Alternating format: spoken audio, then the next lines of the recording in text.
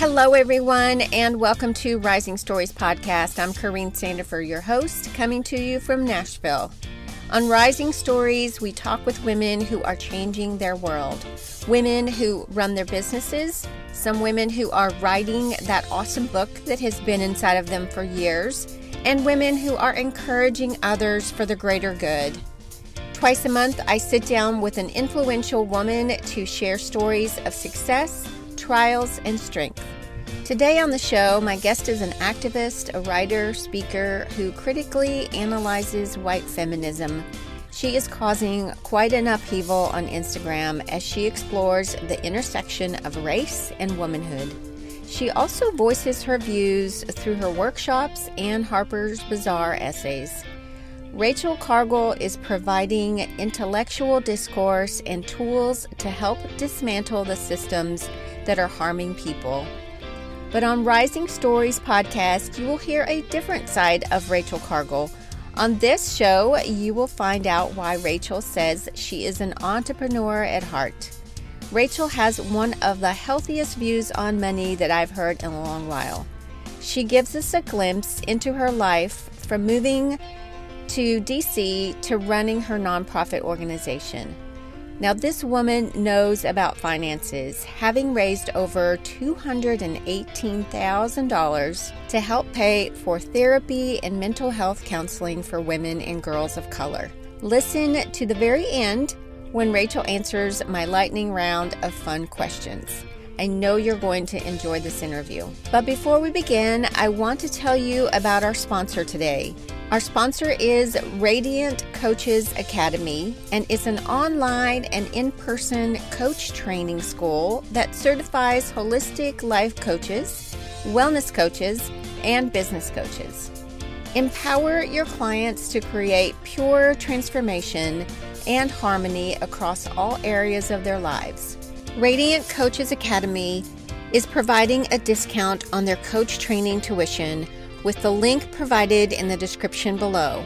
So make sure that you tell them you heard about it here on Rising Stories Podcast. Would you also do me a huge favor and tell your friends about this podcast? It's how we grow and how we can encourage more women from all walks of life. They can find us on YouTube and Spotify or anywhere they listen to podcasts. Also, find me on Instagram, Twitter, and LinkedIn. I'm at Corine Sandifer on all three. Now here is my conversation with Rachel Cargle. Hi, Rachel. Welcome to Rising Stories. Thank you so much. Thanks for having me. I have just been following you, and I'm so excited that you're here. I want everyone to know what the awesome work that you're doing, because I feel like everyone should follow you. In fact, everybody I'm talking to, I'm like, oh, you need to follow her. Oh, you need to follow her. And they're like, what? Because, there's a good amount of people that are following racial justice in this world, but there are just so many others that are not. So tell me a little bit about the work that you do. Yeah.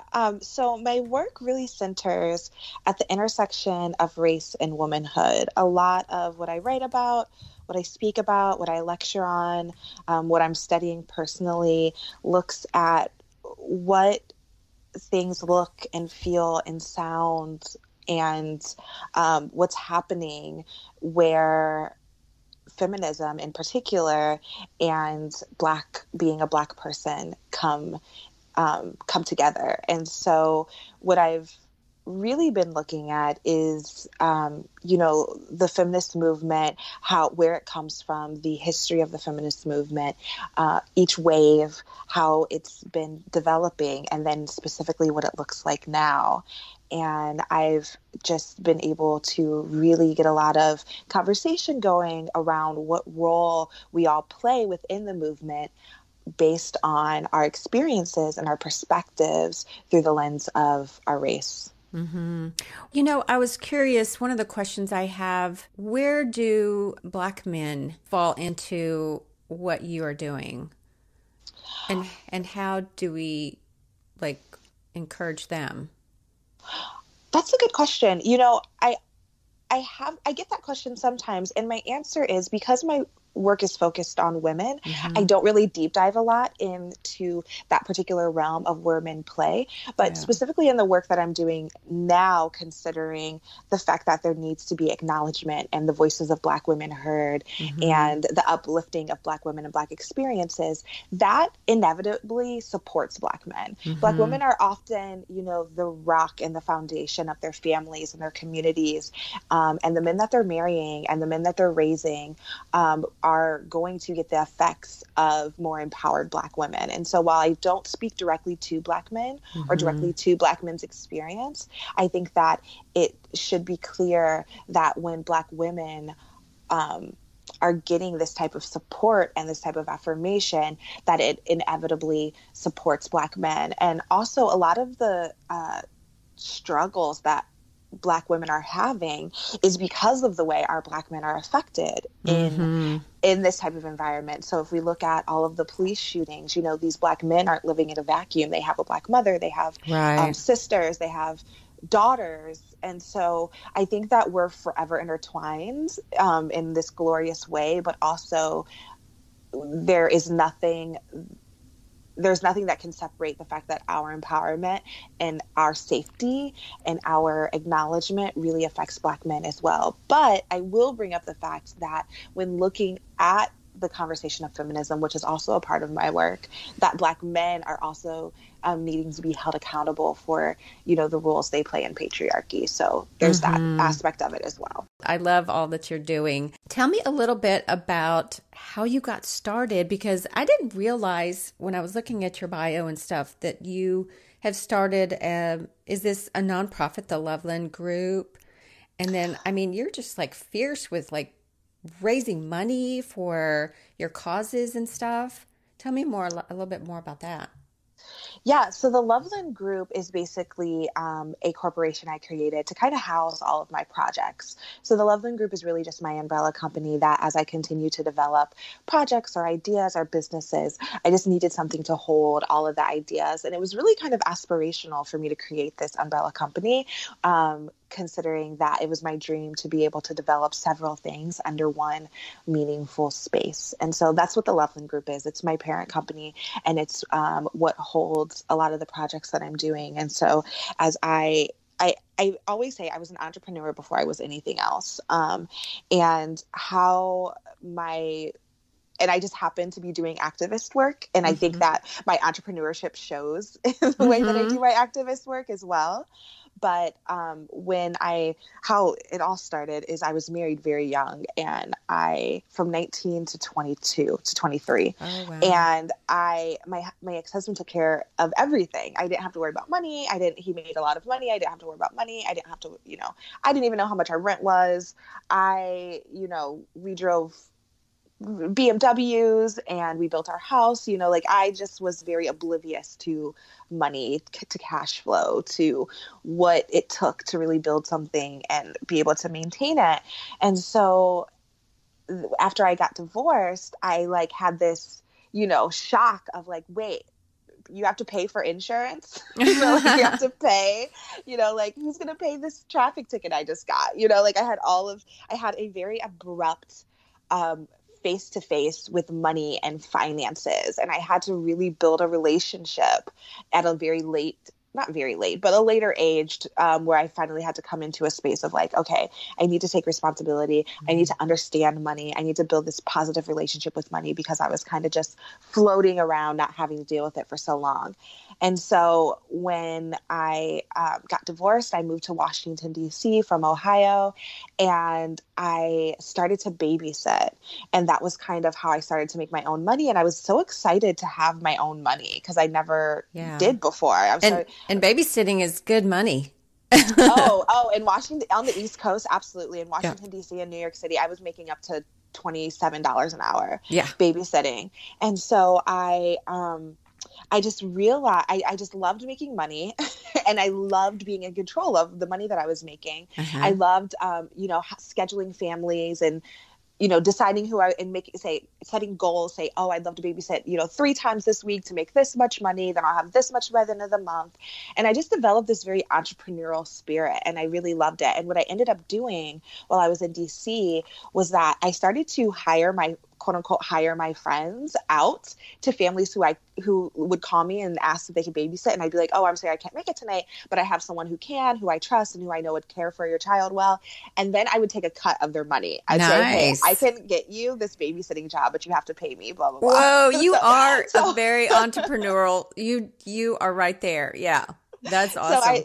So that was the first time I started making money on my own. That was my first entrepreneur endeavor. I actually ended up starting an actual company called the Sitter Circle, and I was hiring people, and there's just so much goodness to entrepreneurship in the sense that I was in control of my finances, but I was also hiring women and giving them opportunity. So nothing like I loved paying women. I loved paying money out to people who were doing good work, and to be able to support, a community that I identified with, but also who I knew needed this empowerment financially in particular. So that's where kind of my relationship with money started and my entrepreneurship. And since then, I've continuously been developing ideas and opportunities to be able to, use that entrepreneurial energy that I have and I love so much in many different ways. And I think it shows, like I said, I think it shows in my activism. I have a very comfortable relationship with money, and I recognize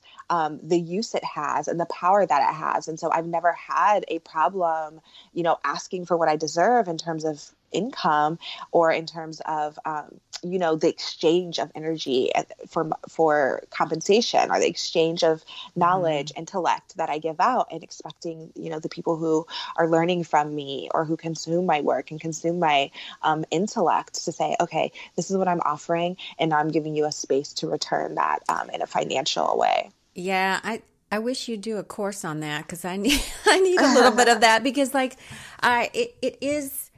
I mean, I just feel weird about that, and raising, what people used to say, raising funds, but I love the way you have worded it, because it is an exchange of, I'm giving you something, like with this podcast, for example, I'm sharing people's stories, I'm giving of myself, and it isn't, I'm supporting it 100%. So I really do want to move into, and it's my contribution, and I'm fully aware of what I'm doing, but I really would like to move into that space where it's, kind of a give and take, but it's just, it's, you learned it early on, and I love that. But for some of us, it's a little scary, because you're like, it is. Money is weird, and money is so, and I think specifically in communities of color, money is so charged. It's such a charged topic, because either we don't really have any, because of, all the systematic disenfranchisement that people of color have had to endure, that, money isn't always wildly available. And when we do need it, it's always an emotional decision on where we put the money towards. And then when someone gets it, there's a whole bunch of questioning about how they're going to use it. And so I don't negate the hard feelings, the discomfort around money, but I definitely encourage people doing that introspection and pushing themselves to develop, really put in time and invested interest to develop their relationship with money, and seeing it for what it is. And it's a tool. We make it emotional, but it's really just a tool. Is there, I always feel like there might be now I've got a certain responsibility to deliver something. Do you have that? Or do you think, no, I'm giving you this, I've already given it to you. So now, here's, like you said, here's a place to, I don't know why I have that, but I need to change, because that's, I like your way better. I've already given something, so it's just exchanging the energy for what I've already put out. I've put something out, and now you're putting something in. It's just caring for each other. And my preferred way to be cared for is in a tangible financial way, because that's how I'm paying my rent, and that's how I'm eating food, and that's how, I'm staying clothed. And so, if you'd rather get apple pies, then go ahead and request it. But I'm requesting to have this exchange of care, and this exchange of, community to be in a financial way, which is how I think everyone should be cared for, because in this, company that's based on capitalism, cash is the best way that we can take something, be able to obtain cash and use it in the ways that we know it needs to be used for us individually at any point in time. Mm-hmm. Yeah, I definitely need to change my way. I definitely need my thinking around that. That's a very healthy. Yeah, you've gotten to a good place of healthy view of what is really happening. Because we are consuming a lot, and people need to request, hey, I'm valuable, and this is valuable to me, and it's valuable to you. So yeah. So that's good. Where do you want to be in 5 years? Ooh, I've been on such a roll the last year. I haven't even been able to think. Yeah, I mean, because you're like going like a rocket ship. Yeah. But where do you see yourself? And I mean more, not necessarily personally, but business wise. And with your school, because you are a student at Columbia. Yes. Which is a whole other thing. But yeah, I think, of course, me graduating. I'm finishing my undergrad. A lot of people think I'm getting my PhD or something like that. So I'm finishing my undergrad. So I should be in 5 years. I should have graduated by then. But really, I'm really excited to develop more innovative and intensive ways to teach. Right now I'm touring my lecture, Unpacking White Feminism, and I absolutely adore the very modern way that this is felt of doing the very classic, concept of education, but being able to take it on tour and be able to go out to different communities and engage people in person. I just really enjoy it. And so as I'm continuing to do my research, continuing to learn myself, there's still so much more that I have to learn and understand. Over the next 5 years, I hope that as my writing and speaking career continues to grow, and even my businesses, I just before I got onto this call, I had a morning call with my business team, and we're developing different ways to continue to engage people meaningfully around difficult topics.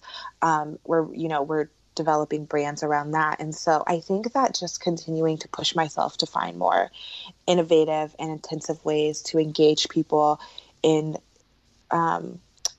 this discourse that we need so much. Mm-hmm. That's what I hope. I hope my next 5 years is a continued manifestation of this beautiful intersection that I've been able to find of intellect and creativity and entrepreneurship. Mm-hmm. Well, I am going to kind of dive in a little bit into, because as I've been watching you on Instagram, and everyone should follow you at Rachel Cargle, I noticed just you mentioning self-care a lot. And I love that, because I think that we as women don't do enough of that, and don't even kind of know how to take care of ourselves emotionally, mentally, physically. When you get, the haters, and, there was one recently that happened, or people that just are, I don't know, mean-spirited or whatever. When that comes, towards you, what do you do? How do you do your self-care? How do you take care of Rachel? Well, I think with my page in particular, I try not to read comments. Yeah. Just protect my mental space, protect what's coming in. And I'm a very emotional person. I'm an empath for sure.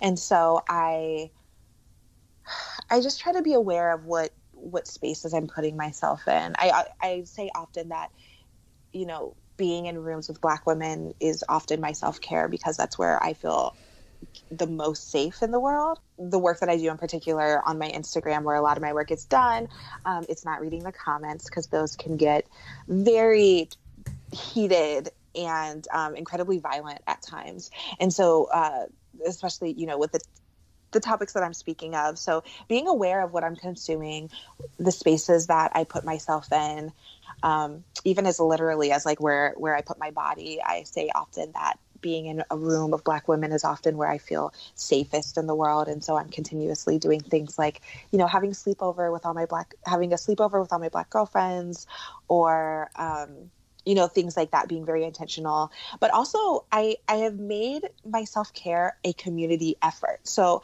I've let my friends know, I noticed that I'll write them and say, I noticed that when winter starts coming, I start getting really depressed, or I feel this, exacerbated sadness. I just want you to know that I'll probably be calling and asking for coffee dates more often, or I'll be having more dinner plans. So like, can you hold space for me? Because this is what I need. So just advocating for myself, saying this is what I need. When I go to therapy, saying, hey, can I get 2 more sessions in this month? Then I usually have, a lot of self-care is in these very literal forms of advocating for yourself, and both knowing what you need and asking for it. But also it's, the normal things like getting a massage or sleeping in, going to bed early, buying, just the other day I bought new pajamas, and that was a form of self-care. So everything from the very indulgent to the very literal ways of acknowledging myself and what I need. Yeah, that's good.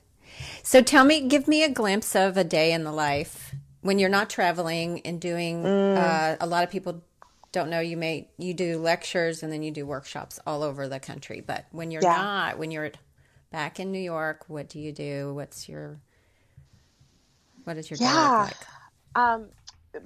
So I live in Brooklyn, and usually what my day looks like, I wake up naturally around, no matter how bad I don't want to, I usually wake up around 6:30 or 7. I'm not proud to admit that I usually check my phone as soon as I wake up. And then I think everybody does, and if they say no, they're lying. I think that's true. And then I love my neighborhood so much. I live in Crown Heights, and I go over to my favorite coffee shop, and I'm just so grateful, to work for myself. And so I really indulge in spending mornings the way that I want. Because when I wasn't working for myself, I hated the feeling of rushing to get to wherever I needed to be, on the time that was handed to me. So I unapologetically indulge in the privilege of being able to kind of control my day. So if I don't have anything planned, I usually just mosey over to the coffee shop. I like getting the newspaper, reading a little bit, and then I head over to my co-working space where I take time to either answer emails or hold meetings with people. I usually have to make my life easier, and maybe this is another form of self-care, I make all of my in-person meetings in one place, and I usually do them back to back so that I don't have to run all over the place, and people can come to where I am. Smart. So I'll have meetings with people over coffee or over, a lunch, and doing a lot of writing. I'm currently writing a book. And Yay. I'm currently writing a book. And so getting a lot of writing done, whether it's for the book or, I write a column for Harper's Bazaar. I've been invited to write for a couple of other platforms. And so, my day usually consists of coffee, meetings, writing, and then maybe meeting up with a friend for leisure for dinner, or going out to an event or something in an evening. Nice. Yeah. Do you like traveling? Are you enjoying that part of your work? Yeah, I love traveling. I grew up fairly poor, so I never traveled until I became an adult. Mm-hmm. I definitely didn't get on I think we took a road trip once down to Florida, but I think that was about the extent of my travel. And so being an adult and kind of getting to explore has been really special. And it is exhausting. I mean, flying is tiring, but I get so much energy from, the people that I meet and the work that I'm doing. And so I think that this has been I've been to so many different states and so many different cities I've never been in. And it's been a really cool opportunity to both do this work that I love so much and explore. I was looking back to see where I found you, and I think it was when you were traveling this past year in Paris, or you were in Europe somewhere? Oh, well, yes. In June, I did, it was either June or July, I did take a trip to Paris. And that was a lovely trip. But last year in 2017, I actually spent from January all the way till June, and I traveled internationally. And that was my first international trip. That was my first time leaving the country. That was my first time kind of doing that type of big solo trip. And so for a full, or maybe it was February to June. And for a full 4 or 5 months, I literally just packed a carry-on and a book bag. And I went to Hawaii, Puerto Rico. I spent a month in the desert in Phoenix. Then I went over to Japan and I spent some time in Tokyo. I went off to Kyoto, Osaka, and then these islands called the Goto Islands down in the south of Japan. And then I went to Thailand and I was there in Bangkok and Phuket for about a month. And then I got homesick and came home. How many months was that, you said? Like 4 months? It was about 4.5 months, yeah. Wow. I was taken back by just the fact that you were traveling alone. That's always fascinating to me I mean, I think that's awesome that women can travel alone. I mean, it just, I don't know. I just never think about traveling alone. I mean, it's so lovely. I guess it's one freeing. Of my favorite things. Oh, it's so freeing. And you learn so much about yourself. It's worth, I think traveling alone is worth it because there's so much you learn about what you want and what you don't. You're suddenly making all your decisions for yourself.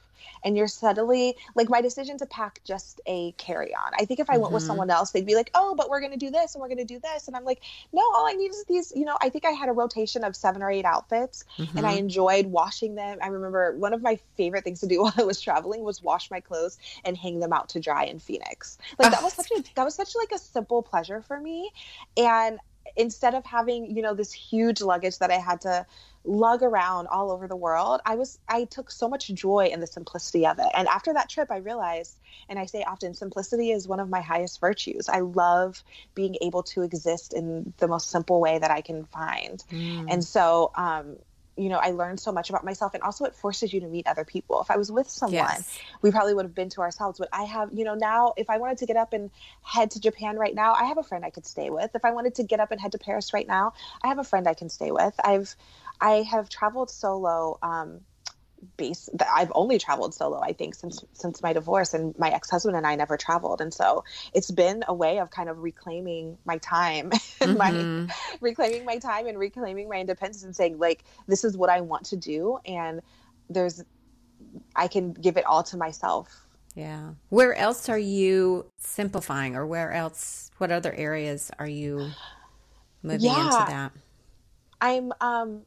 I'm looking, as I look to possibly buy space in New York City, I'm happy with just because I come from Ohio where, the homes are big and bigger means better. And I really love, as much as we all complain about how small apartments are in New York City, which they are.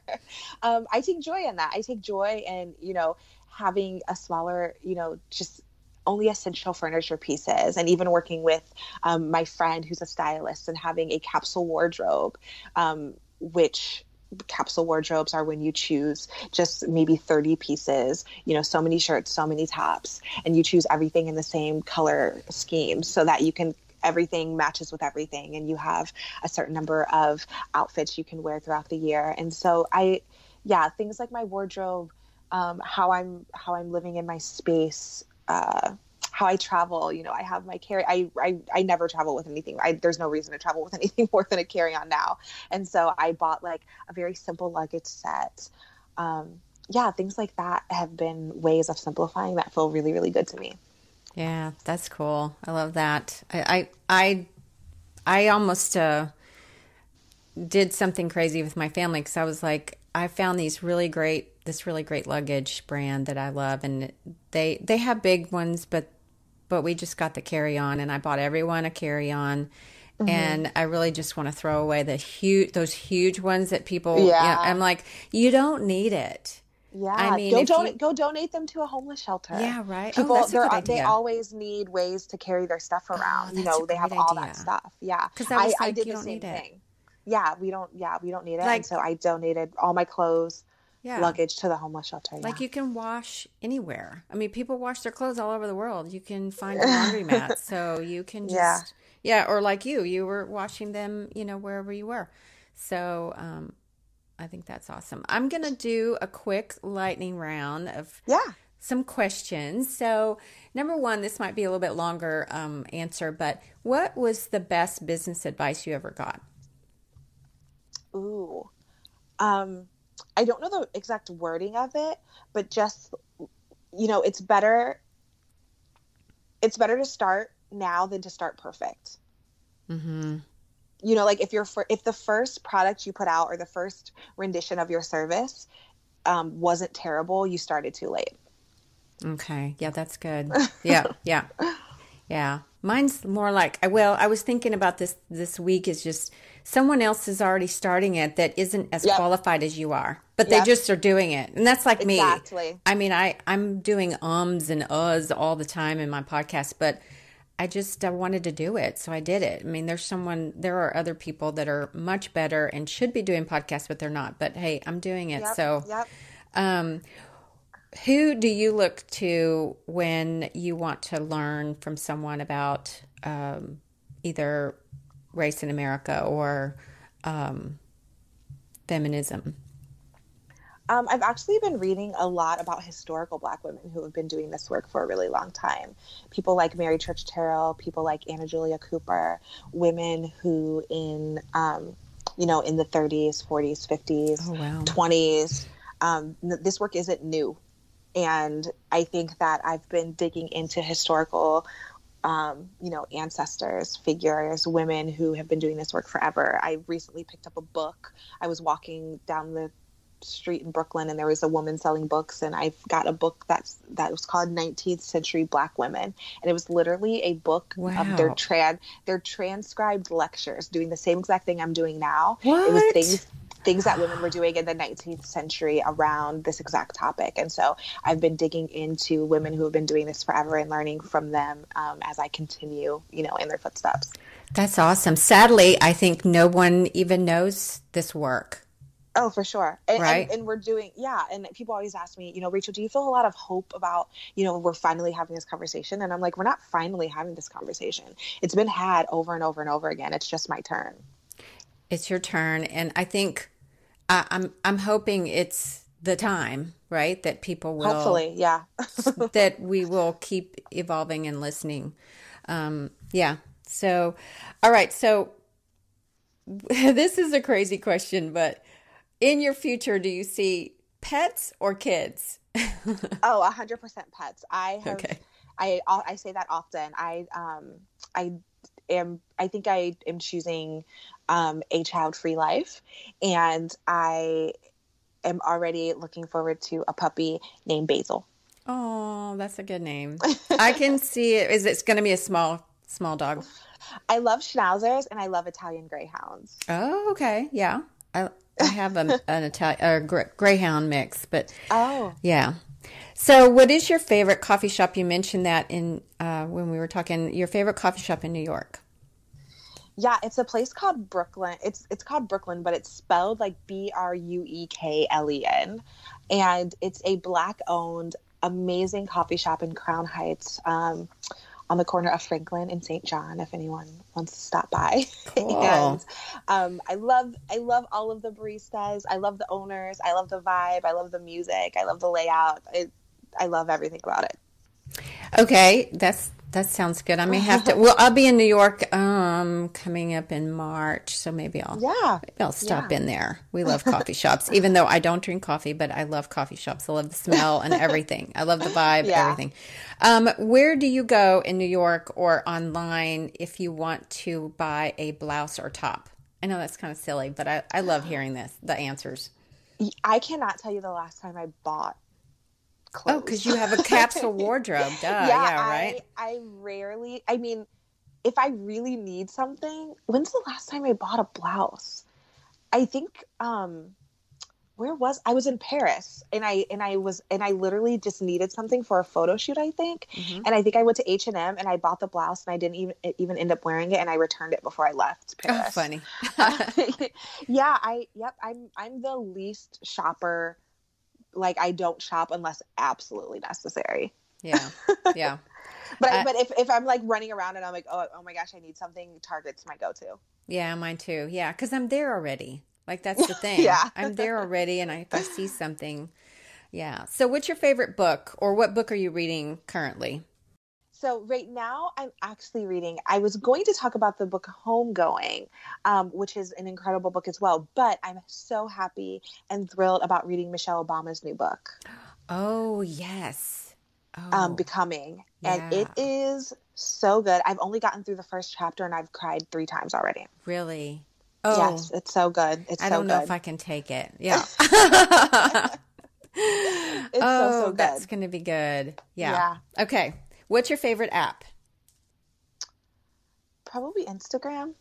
Yeah, it's where mine I'm at too. all the time. Yeah. I love it. It's given me so many great connections. You know, I'm going to have to send them a fruit basket. It's given me a lot of my career. Mm-hmm. So I'm grateful for Instagram, and I do love it. Yeah. Yeah. Anywhere in the world, where would you go if you want to be alone, which we talked about your alone time, but where would you, if someone said, here's a ticket to anywhere, you can spend a week there just all by yourself, where would you go? Oh, Japan for sure. Really? Wow. Yeah. Oh, yeah. I absolutely adore it there. And, you know, whenever I think about where would I want to go, when I really get into the thick of writing my book, where will I want to kind of go to get away to write? And Japan, the countryside. I mean, Tokyo is wonderful, and the cities are really fun as well. But the countryside of Japan is a dream. That sounds cool. I would love to see that. Okay. Last question. What's the thing that you ordered from Amazon that you're talking about with your girlfriends? Like, oh, y'all should order this. The Michelle Obama book. Oh, there you go. That's the last thing I got from Amazon. Yeah. And I've been sending texts to everyone every time I find a good part. I basically highlight, copy, and paste and send it to the group chat. Like, you've got to get this. Everybody has to read it. Good. Well, thank you so much for coming on. I really appreciate it. Enjoyed our conversation. Thanks so much for the invite. It was so great chatting. What a smart and gentle soul. I found her to be very sweet and kind. You know, Rachel is on a mission. She's being intentional and passionate. And I feel like we should pave the way for more people to speak up on racial justice and for women of color in this country. So I thank Rachel for her work, the work that she is doing. Next week, I am interviewing Marcy Walker from Black Coffee with White Friends on Instagram, and I hope to interview Austin Channing Brown sometime soon. If you follow her, please go over to her Instagram and put in a good word for me over there. And again, if you are interested in becoming a life coach, a business coach, or a wellness coach, I have a promo code for you that will get you $750 off tuition.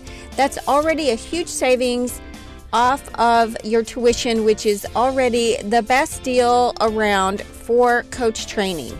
So if you're interested, head over to the show notes at CorineSandifer.com, or you can click on the description notes below on iTunes or YouTube and get your link. And the promo code is Corine, Corine. Don't forget to hit the subscribe button wherever you listen to podcasts. And I would love it if you would follow me on Instagram. If you or your company is interested in sponsoring one of Rising Stories podcasts, please connect with me at info@CorineSandifer.com. Send me an email, or you can direct message me on Instagram. I'd love to connect with you. Thanks again for listening, and keep rising in your story.